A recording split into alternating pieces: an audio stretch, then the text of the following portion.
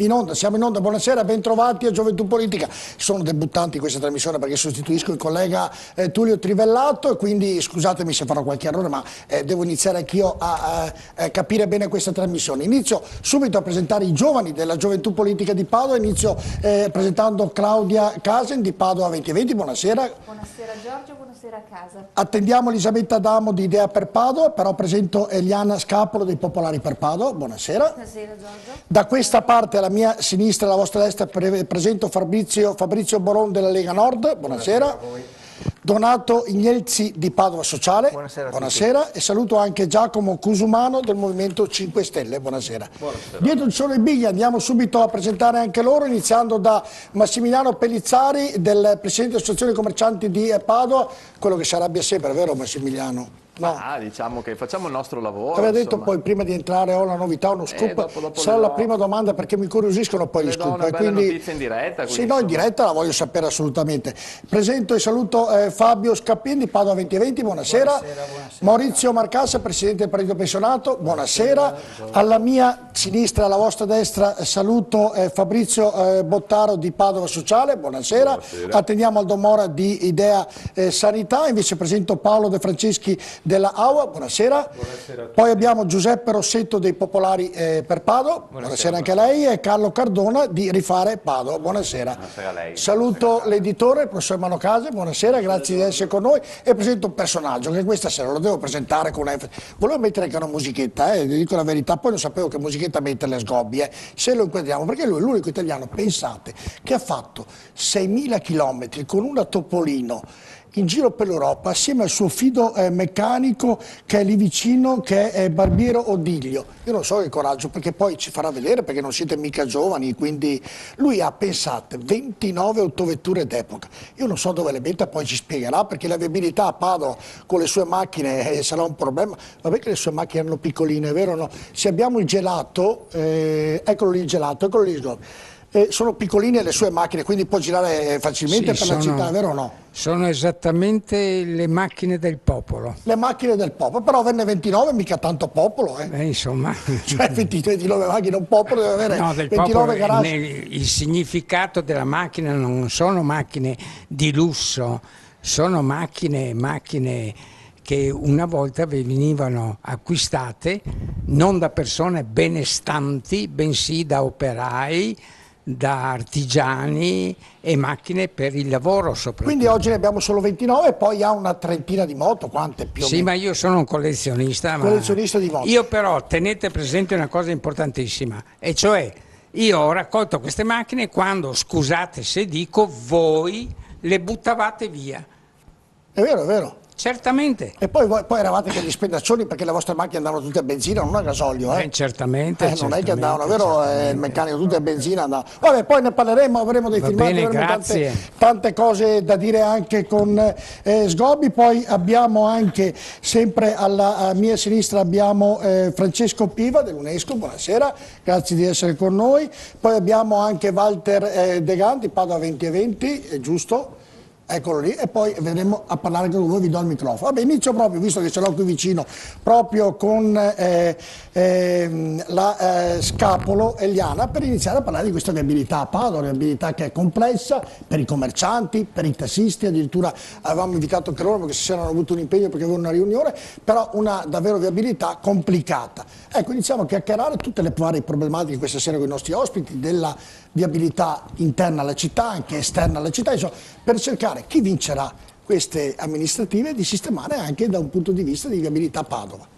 Certo, io parlo proprio di una via principale, praticamente di Via del Santo, che è messa in maniera veramente terribile, e premetto che diciamo che è la principale via di comunicazione che dal Santo porta al centro cittadino e quindi è molto trafficata per questo, considerando che anche la se è traffico limitato, vero? È a traffico zona limitato, a metà via, da metà via in poi è addirittura zona pedonale, però non si capisce come possa essere una zona a traffico limitato qualora ci passano tutti praticamente. Quindi, Corretto, è arrivato un ospite un po' in ritardo, facciamo accomodare, venga pure Elisabetta, ci blocca la trasmissione, Elisabetta Adamo di Idea per Paolo, giusto? Eccola qui, l'accomodiamo lì, ecco, ha trovato traffico, è arrivato in ritardo perché ha trovato traffico. Adesso vengono a microfonarla, se si accomoda da quella parte, non so. Prego, se vuole continuare... Ecco sì, insomma dovrebbe essere un fiore all'occhiello praticamente perché appunto è la via d'ingresso della città di Padova, perché Padova è famosa proprio per la Basilica del Santo, è famosa in tutto il mondo perché abbiamo la Basilica del Santo e Piazza Santo. Diciamo che in Piazza Santo c'è sempre un parcheggio selvaggio, e anche in doppia fila in zone assolutamente non autorizzate, quindi si avrebbe bisogno di avere un controllo continuo, permanente di polizia municipale per controllare appunto questo. Poi seconda cosa, appunto essendo zona a traffico limitato ci sono i genitori che hanno il permesso per entrare con le auto, con i SUV eccetera, per portare i ragazzi a scuola, però non parliamo di primarie o di scuola materna, parliamo di scuole medie e superiori, quindi secondo noi è assolutamente inutile, esattamente, sono grandicelli. In più c'è il traffico causato appunto perché è l'unica via d'accesso che porta alle piazze per il momento come viabilità, i furgoncini della frutta, della verdura, oppure i camion che portano alle merci ai commercianti, i residenti eccetera. E tra l'altro è sempre l'unica via che possono fare anche i residenti nelle vie limitrofe adiacenti, tipo via Zabarella, via San Francesco, eccetera. Insomma, diciamo che è una via problematica. Ecco, io vorrei capire, abbiamo anche chiesto perché passano tutti questi, perché se è zona a traffico limitato poi ci sono anche delle cose incongruenti, tipo ci sono i parcheggi di motorini proprio in via del Santo nella zona pedonale, qualora per regolamento non dovrebbero esserci, perché questo incentiva il passare ancora di più. Corrono addirittura in contromano nella pista ciclabile e corrono anche veloci, non c'è un limite di divieto, eccetera. Claudia Casa, allora, al di là di questa missione piacerebbe anche capire come sistemarla poi Padova, perché i problemi ci sono, abbiamo capito tantissimo, poi parleremo anche del tram, della nuova linea, sentiremo anche i Rossi, ma come sistemarla Claudia questa città che è difficile da praticarla con le autovetture, con le zone a traffico limitato, ecco, come sarà possibile? Allora, innanzitutto la mobilità per Padova, come per ogni città, deve essere prerogativa del comune, cioè una corretta gestione della viabilità e della mobilità in città permette all'economia di svilupparsi, permette al territorio di essere un territorio sano e sicuro, perché confluisce persone e favorisce gli scambi. Quindi questa è la base su cui peraltro basa il programma di Padova 2020. Cosa vuol dire mobilità? Vuol dire gestione dei parcheggi, vuol dire che ci devono essere parcheggi, gestione degli autobus, devono esserci autobus negli orari previsti, puntuali ed efficienti. Deve esserci tutto un sistema integrato di mobilità, che non vuol dire, come è stato invece fatto, mettere le zone a traffico limitato, ma non dare i parcheggi per poter poi entrare in Padova e non poter prendere un autobus, perché oggi parcheggi non ce n'è. Basta parlare con i commercianti e i commercianti sanno le problematiche che hanno e sanno anche come risolvere dalla crisi, dalle difficoltà, perché la crisi c'è, questo è evidente. Chiedono ascolto al comune, alle amministrazioni e che cosa chiedono? Chiedono una gestione della mobilità in Padova e questo non è niente di che. Se però noi andiamo a vedere cosa stava succedendo un mese fa, dove il comune di Padova stava svendendo la propria mobilità e lo stava facendo senza coinvolgere i cittadini, perché non ci sono padovani, non c'è stato un incontro con i padovani, un momento di ascolto per capire che cosa volessero i padovani, cosa dovesse succedere della mobilità di Padova, allora questo stiamo andando in una direzione completamente contraria a quello che sono le esigenze di una città. Padova, Comune di Padova, deve gestire la propria mobilità e vuol dire autobus, vuol dire parcheggi, vuol dire gestire la zona a traffico limitato che sia produttiva per i commercianti. E del tram cosa ne facciamo?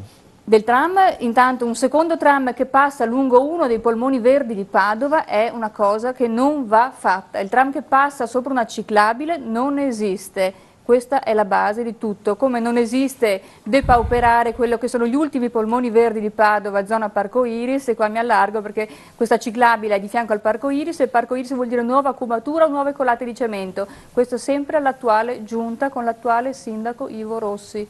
E quindi poi avremo tante cose da dire. Elisabetta Adamo, chiedo a tutti di essere rapidi, così sentiamo il parere di tutti quanti. Elisabetta Adamo, secondo lei questa viabilità a Padova, questa città con le strade piccole, strettoline in centro, che si lamentano un po' tutti, insomma, vuoi per un motivo, vuoi per un altro? Vorrei capire cosa vogliamo fare in Padova. Allora, vogliamo una ZTL così come è gestita fino adesso, che di fatto è un blocco, è vero che su questo sono concordi un po' tutti.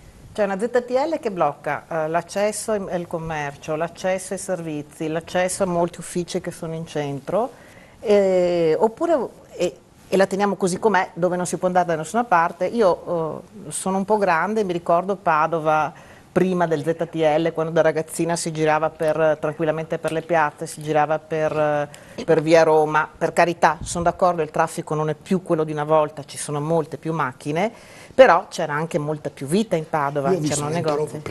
Ho visto prima la macchina che è arrivato il signor Sgobbi, è arrivato con una macchinetta, che macchina era quella che è arrivata? Bianchina, una bianchina. Favolosa, stupenda. No, ma non so se l'avete vista fuori.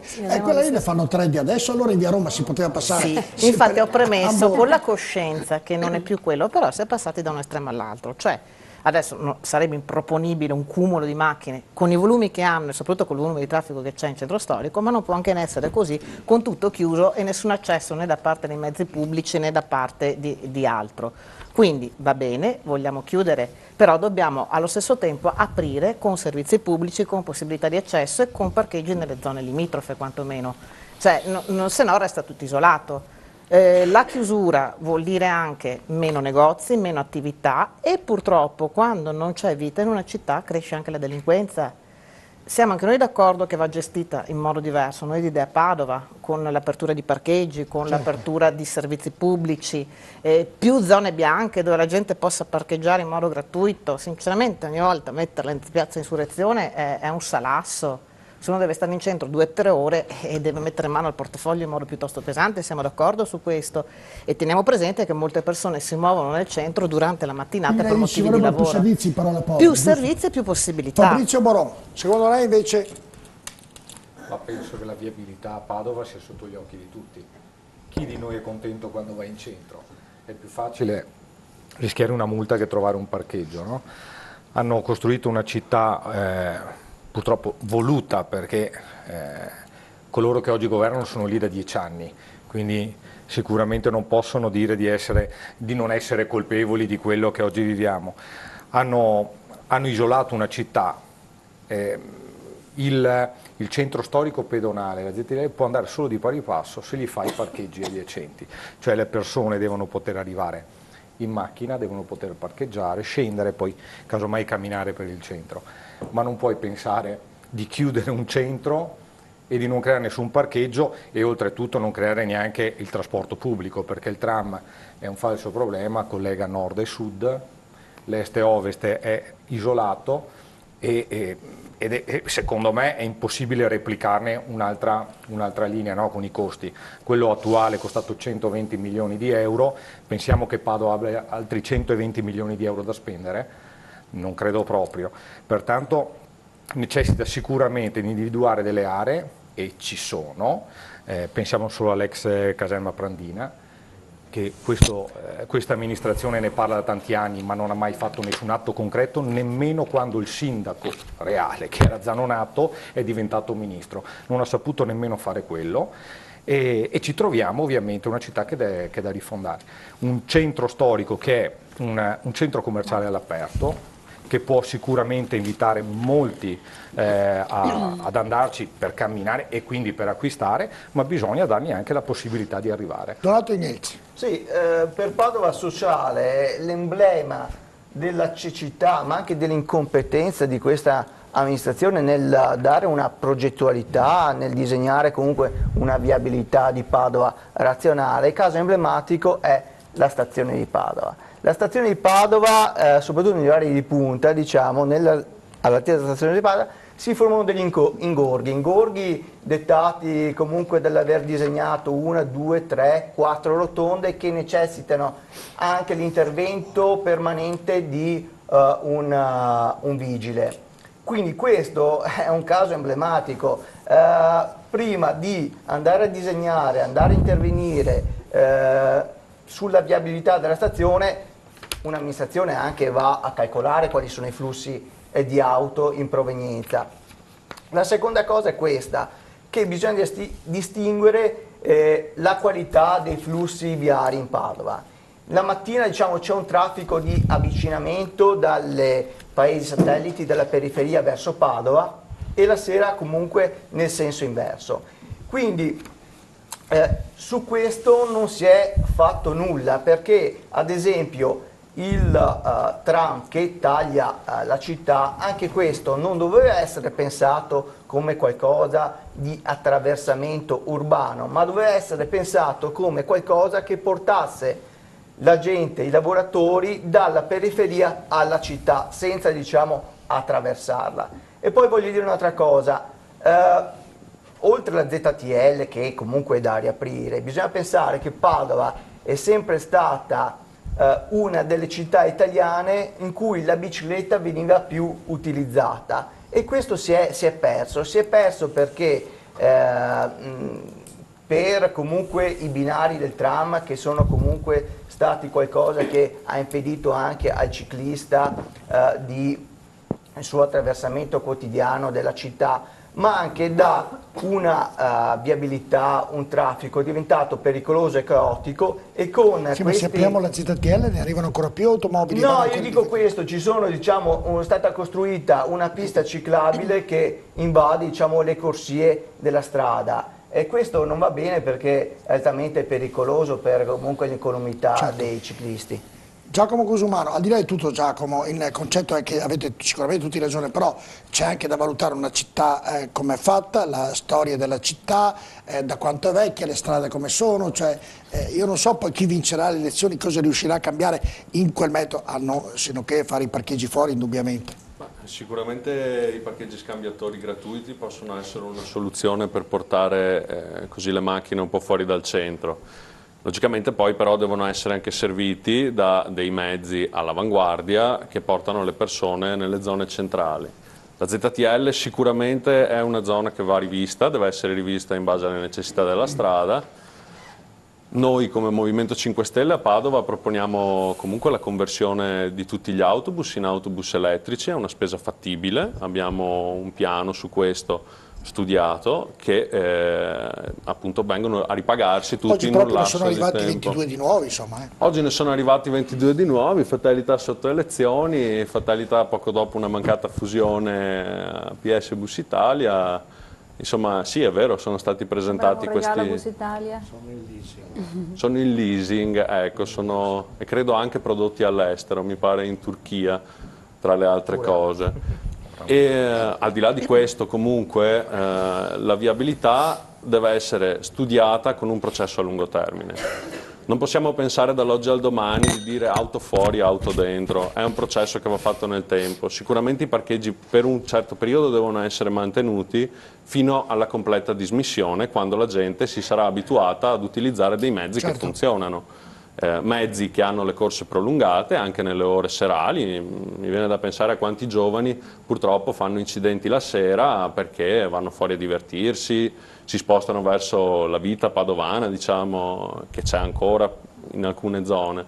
E per questo anche allungare le corse sicuramente dei mezzi pubblici farebbe sì che il venerdì sera, il sabato sera, il mercoledì sera non ci fossero tutte quelle auto in divieto di sosta che intralciano il traffico e la sicurezza dei ciclisti che purtroppo si trovano spesso e volentieri la macchina parcheggiata sulla pista ciclabile. Io poi aggiungo, non difendete tanto i ciclisti perché sono anche un po' disciplinati, ti sbucano. Se imparassero a stare dove devono stare, forse sarebbero meno in pericolo. Sono sicuramente indisciplinati molti ciclisti. Ma santo Dio, sei su una rotonda e ti passano. Allora chiediamoci anche chi sono i ciclisti oggi dopo.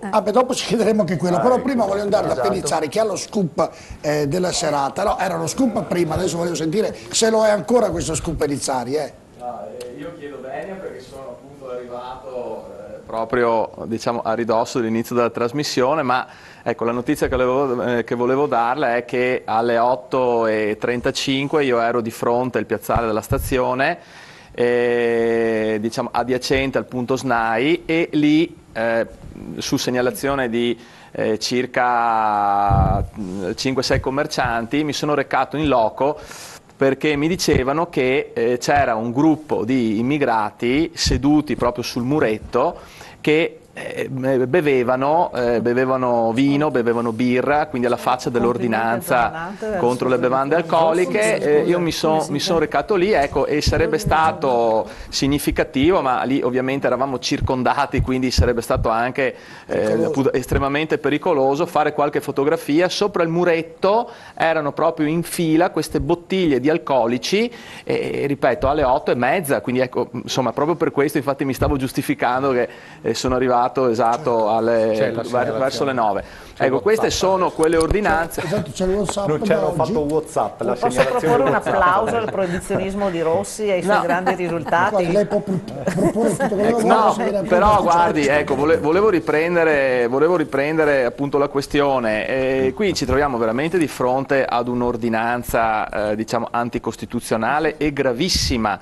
Sotto il profilo del significato intrinseco dell'ordinanza stessa, vale a dire, dopo aver fatto l'ordinanza noi ci troviamo di fronte ad un gruppo di persone che molto probabilmente con regolarità, perché me l'avevano segnalato anche ieri sera, si trovano di fronte al piazzale appunto della stazione per consumare bevande alcoliche, e poi per contro ci sono dei commercianti che sono stati colpiti dall'ordinanza, e parlo di Piazza Mazzini, diciamo, al quale appunto gli è stata preclusa la vendita appunto preclusa di vendere appunto sostanze alcoliche, e che se comunque pizzicati dalla polizia municipale rischiano veramente delle multe molto molto salate, e appunto senza dimenticare che si va anche nel penale. Quindi ecco, noi ci troviamo di fronte veramente ad un'amministrazione che diciamo è forte con i deboli e deboli con i forti. Quindi io veramente lancio un appello pubblico, cioè si riveda immediatamente questa ordinanza sbagliata, illegittima e anticostituzionale. Bisogna senz'altro vietare il consumo di bevande alcoliche, presidiando il territorio e multando coloro che non la rispettano, e togliamo l'ordinanza che vieta la vendita di bevande alcoliche, perché quella lì abbiamo visto che non serve assolutamente a nulla, perché ovviamente lo sbandato non entra nel negozio di alimentari a comprarsi la bottiglia di vino pregiata anche da 15 euro per ubriacarsi. Quindi ecco, ci vorrebbe veramente più buonsenso e più lungimiranza. Una decina di giorni. Ma perché non è arrivata la polizia municipale, è arrivato lei? È questo che mi domando. Perché non sono arrivati prima? Quella è una risposta che francamente non lo so. Lì bisognerebbe veramente presidiare il territorio. Ci sono dei commercianti della zona che, ripeto, ci siamo incontrati lì.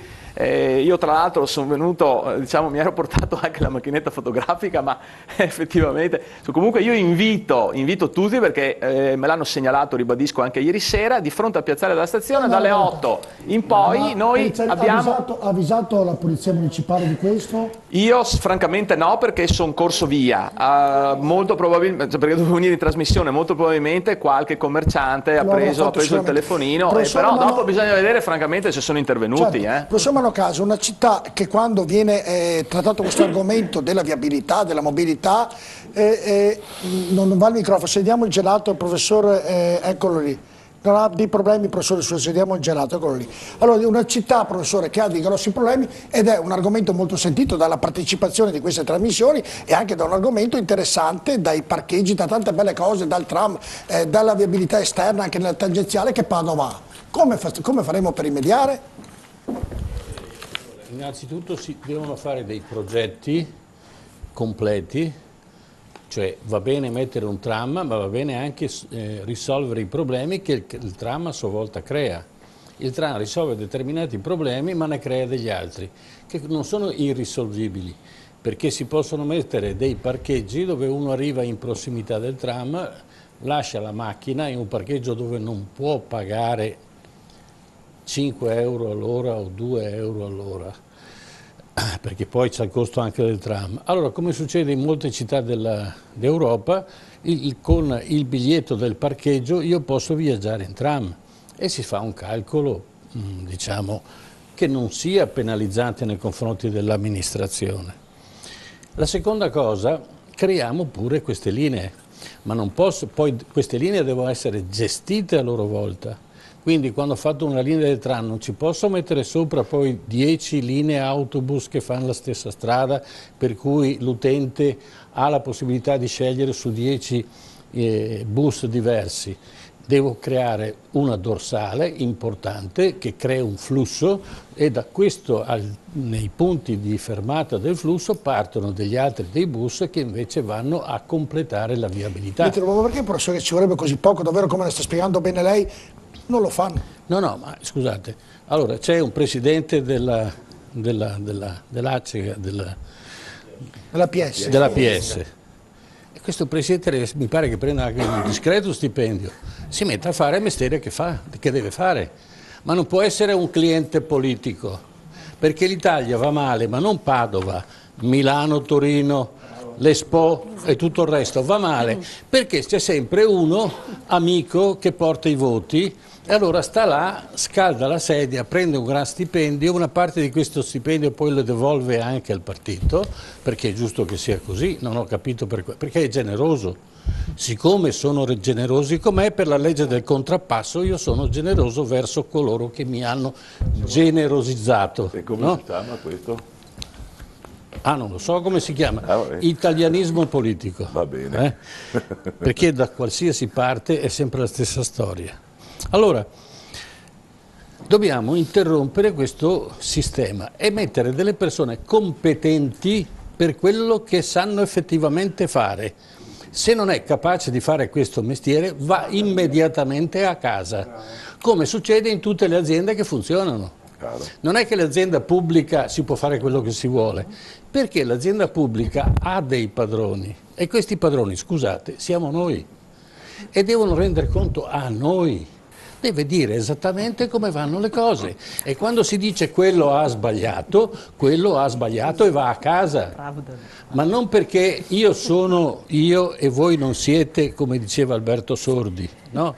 Bisogna cambiare questa mentalità, ma cambiarla subito e questo è il momento di cambiare questa mentalità.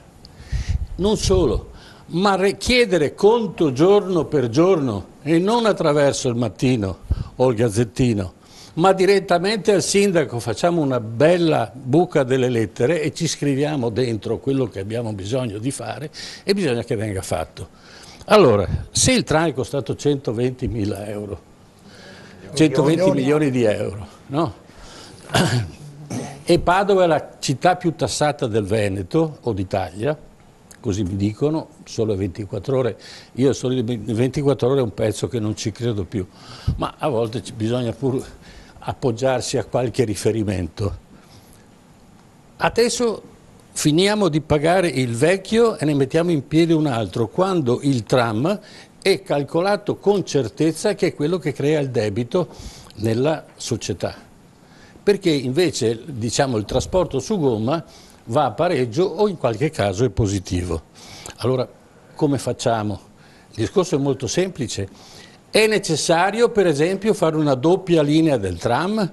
Perché io ho visto in molte città, Padova non è una città, non è più una città gestibile attraverso il tram, perché il tram va a bloccare le arterie più importanti che noi abbiamo. Basta vedere il Corso del Popolo, dove c'era un traffico a 4 corsie, adesso non c'è più traffico, c'è solo una corsia ed è una cosa che è il limite dell'assurdo, che il punto fondamentale era il boulevard. Quando Padova all'inizio del Novecento era la capitale del Veneto economica, quello era la strada grande che arrivava fino alla stazione. Allora non si può fare così, si può fare anche il tram con una sola corsia e spezzare la corsa in maniera tale che ci sia il tram va avanti e indietro, uno o più tram va avanti e indietro e non un tram così corto ma un tram più lungo eventualmente, e può creare una dorsale e può spezzare la corsa in maniera tale che uno smonta con lo stesso biglietto, trova la corrispondenza e qui bisogna mettere in sincronia tutto il sistema tranviario e bus in maniera tale che uno non smonta e deve aspettare un quarto d'ora per il prossimo. Ma questo, siccome ci sono dei magnifici computer, ci sono anche dei rilevatori, c'è tutto un sistema che si può acquistare e mettere in funzione il sistema tram e non va a caso con l'orologio. automaticamente vengono date le disposizioni e si trovano agli incroci in maniera tale che la persona smonta e monta dall'altra parte. Allora funziona. Allora uno va in prossimità del centro, deposita la sua macchina, tira via il biglietto e con questo biglietto gira a Padova per un certo numero di ore. E quando torna indietro, anzi, gira per sempre, perché lui paga tanto quanto rimane la sua macchina nel parcheggio, quindi continua a pagare il tram. Allora, queste cose qui, adesso dette spannometricamente, vanno messe su un computer, va messo un sistema, un software, e si gestisce Padova in questa maniera. Se no, non si fa nulla. Perché è inutile che noi impoveriamo Padova per un'idea bellissima. Il tram è un'idea splendida, non serve a niente. Certo. Vabbè, allora, dato che il professor Casi ha iniziato a parlare del tram, oggi c'è stata la presentazione, avete già iniziato a parlare anche voi di questi 22 autobus, bianco-rossi, bianco-scudati, fatalità coincidenza, in Prato della Valle, e c'era il sindaco reggente Ivo Rossi, noi siamo andati a intervistarlo, ci parla di questi autobus, ci parla del tram e ci parla anche di Beppe Grillo. Ascoltiamo un attimino, poi lo commenteremo.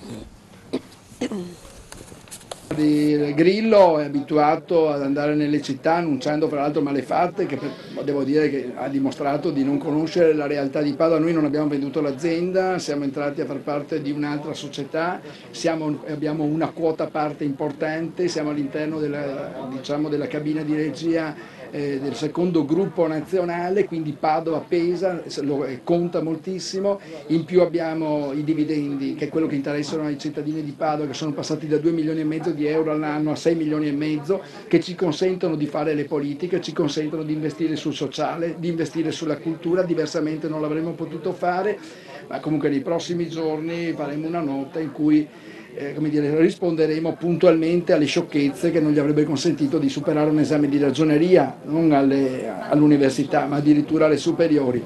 E credo che poi singolarmente i consiglieri che hanno votato e anche chi insomma ha fatto queste scelte provvederà a querelare, perché non si può impunemente dire sciocchezze così gravi nei confronti di persone che hanno fatto scelte consapevoli dopo aver analizzato in modo dettagliato tutto, insomma, immaginando di fare il bene di questa città.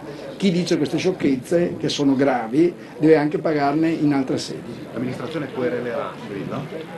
Questo lo valuteremo, ma credo che individualmente molti consiglieri so che hanno già deciso di farlo. Ovviamente questo mano è inerente a quello che ha detto Beppe Grillo al Palageo, che poi sentiremo anche in un'altra intervista sempre di Ivo Rossi, dove ha detto che la linea del secondo tram, ovviamente se vincerà lui, si farà sicuramente. Sinceramente, intanto c'è da dire che il consigliere Vincenzo Cusumano, appunto, che porta il mio stesso cognome, appunto, ha querelato Giuliano. Non siete parenti, vero? No? No, non siamo parenti. Abbiamo siete anche un po' diversi fisiologicamente. Sì, decisamente. E sia Grillo che Giuliano Altavilla, dal punto nostro di vista è una verifica in più. Noi, per dire una cosa del genere, abbiamo fatto degli studi, abbiamo visto che la valutazione di APS era una valutazione irrisoria rispetto a quello che era il suo valore reale.